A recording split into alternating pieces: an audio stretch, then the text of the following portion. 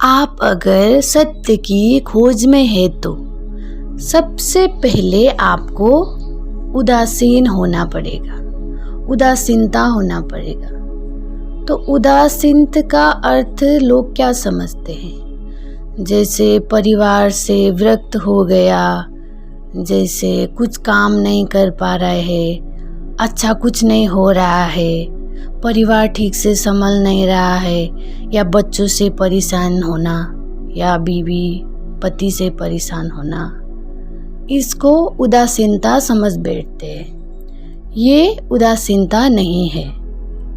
जैसे आपके पास सब कुछ है, संसार का सभी चीज़ों में कोई भी आप कर रहे हो उसमें आपको संतुष्टि नहीं मिल रही है, सब कुछ कर लिया, और लोगों को जिस चीज़ में खुशी मिल रहा है, भाग रहा है, आप वो देख पा रहे हो कि सब कुछ करने से भी, जैसे पैसा नहीं था तो पैसा आ गया फिर भी खुश नहीं हो, तो और लोगों को जैसे घूमना हो, शॉपिंग करना हो, तो आप वो भी किए लेकिन फिर भी आपको संतुष्टि नहीं मिली।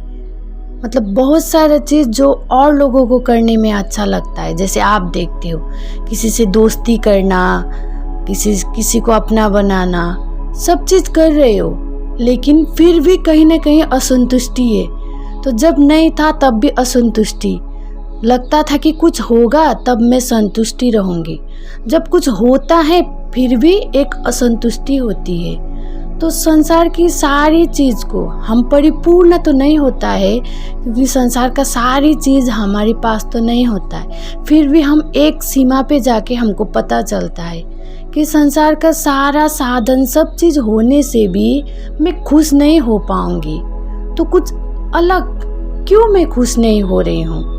तो ऐसा कुछ उदासीनता होना पड़ेगा। किसी से दुखी होके, संसार से दुखी होके, क्यों संसार में लोग अच्छे नहीं हैं, अच्छे करूं बुरा होता है, ऐसा कुछ दुखी से एक उदासीन आ जाता है। लेकिन ऐसा उदासीन नहीं चाहिए।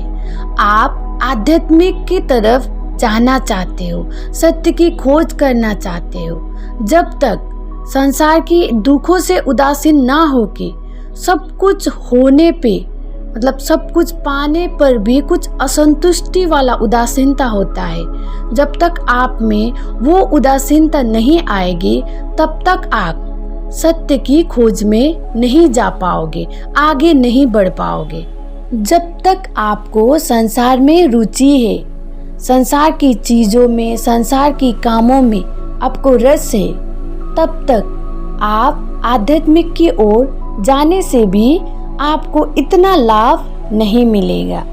इसका मतलब ये नहीं कि आप सत्य की खोज पे लग जाओगे फिर आपका उधर का जिंदगी मतलब खराब हो जाएगा, बर्बाद हो जाएगा, या संन्यास होना पड़ेगा, या घर परिवार ठीक से नहीं होगा। ये नहीं, आप जब इस तरीके से उदासीन हो जाओगे तब आप सत्य की खोज पे लगोगे, कुछ समय दोगे तो आप जल्दी ही सत्य को जान पाओगे।